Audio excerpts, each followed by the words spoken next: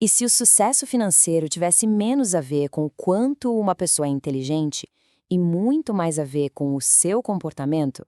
É exatamente essa ideia que a gente vai explorar hoje, mergulhando nas lições do livro A Psicologia do Dinheiro, de Morgan Housel. Beleza, vamos direto ao ponto. O livro já começa com uma provocação, né? O que é mais importante para construir riqueza, afinal?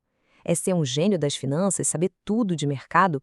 Ou será que é a forma como a gente lida com as nossas emoções, tipo medo, ganância e principalmente com o tempo? E a resposta do Housel é a grande virada de chave do livro todo. Ele diz basicamente que lidar com dinheiro não é uma ciência exata, como a física, cheia de regras que sempre funcionam. Não, é muito mais parecido com psicologia. É um jogo que acontece dentro da nossa cabeça, cheio de emoções, de vieses, e é isso que, no fim das contas, faz toda a diferença.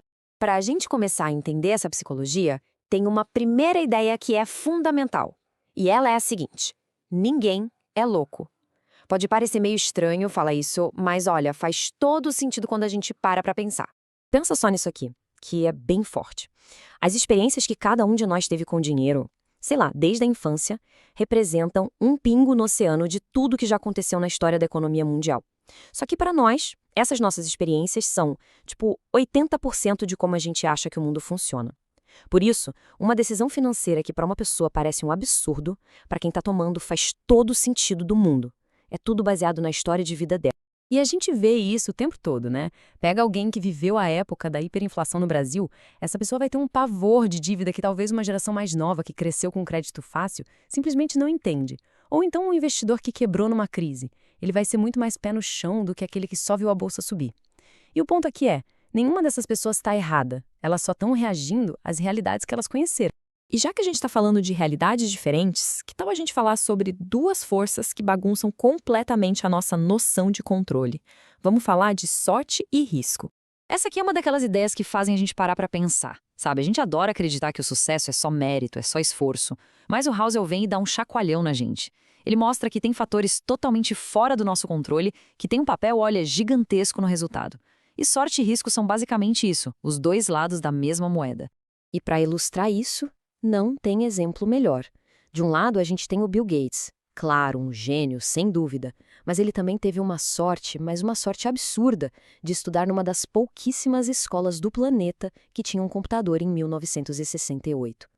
Do outro lado da moeda, o amigo dele, Kent Evans, tão genial quanto, com o mesmíssimo potencial, só que o risco bateu na porta dele na forma de um acidente trágico de alpinismo.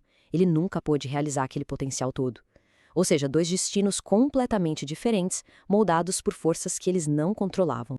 Ok, então, se sorte e risco são tão importantes assim, a gente fica de mãos atadas? Não. E é aí que entra uma diferença fundamental que o livro aponta. Uma coisa é ganhar dinheiro. Outra coisa, bem diferente, é conseguir manter esse dinheiro. É quase como um jogo, sabe? Ganhar dinheiro é o ataque, é ir pra cima, assumir riscos, ser otimista. Mas manter o dinheiro? Ah, isso é defesa. É ter humildade para saber que o jogo pode virar, é ter um certo medo, uma paranoia saudável de proteger o que já foi conquistado. E são duas mentalidades, duas habilidades que não poderiam ser mais diferentes. E como é que se joga bem na defesa, então?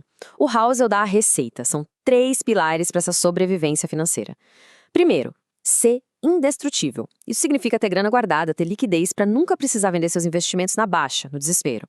Segundo, planeje para o erro. É isso mesmo. Conte que as coisas vão dar errado, porque o futuro é imprevisível. E terceiro, é ter essa cabeça meio dividida. Ser otimista no longo prazo, acreditar que as coisas vão melhorar, mas ser paranoico no curto prazo, sempre de olho nos riscos. Mas, no fundo, toda essa estratégia de defesa, de sobrevivência, tem um grande objetivo. É simplesmente se manter no jogo. Se manter vivo tempo suficiente para que a força mais espetacular de todas no mundo das finanças possa fazer a sua mágica. E essa força, esse superpoder, é o tempo. Ou, como a gente conhece, os juros compostos. Para entender o poder disso, não tem exemplo melhor que o Warren Buffett. A gente olha para ele e vê o quê? Um número absurdo, né? 84,5 bilhões de dólares. A primeira coisa que vem à cabeça é: nossa, ele deve ser o melhor investidor que já existiu. Só que aí vem o pulo do gato. A gente olha para os dados e a verdade fica escancarada. Quase toda a fortuna dele, mais de 99%, foi feita depois que ele fez 50 anos. O verdadeiro segredo do Buffett não é só que ele é um investidor genial. É que ele tem sido um investidor genial por um tempo ridiculamente longo. Ele começou adolescente e não parou até hoje. O tempo, e não só o talento, foi o superpoder dele. O Housel faz uma comparação que eu acho simplesmente genial. Ele fala das eras glaciais. Não foi uma nevasca gigante que cobriu o mundo de gelo. Foram pequenas quedas de temperatura, mas que aconteceram de forma consistente por milhares e milhares de anos. Com o dinheiro, a mesma coisa. Não precisa de uma tacada de mestre. São os pequenos aportes feitos com consistência ao longo de décadas que criam resultados monumentais. É a consistência no tempo que faz a mágica acontecer. Tudo bem, já entendemos como construir, como manter a riqueza, mas fica a pergunta, né? Para quê? Para que todo esse esforço? Qual é o objetivo final disso tudo? E é aí que a gente chega na discussão sobre o que é a verdadeira riqueza. Muita gente corre atrás de dinheiro para quê? Para comprar coisas, né? Um carrão, um relógio chique, para ganhar admiração. Só que aí o Housel descreve o paradoxo do homem no carro, que é sensacional. Quando a gente vê alguém passando numa Ferrari, a gente não pensa, nossa, que pessoa legal deve estar dirigindo. Não! A gente pensa, nossa, se eu tivesse essa Ferrari, todo mundo ia achar que eu sou legal. A admiração fica no carro, ela não chega na pessoa. Então, qual é a grande sacada? O maior luxo que o dinheiro pode comprar não é o carro, não é a casa, não é nada disso. É isso aqui. É ter o controle sobre o próprio tempo. É poder acordar de manhã e simplesmente decidir o que fazer com o seu dia. Essa liberdade, essa autonomia, esse é o maior dividendo, o maior retorno que o dinheiro pode de fato nos dar.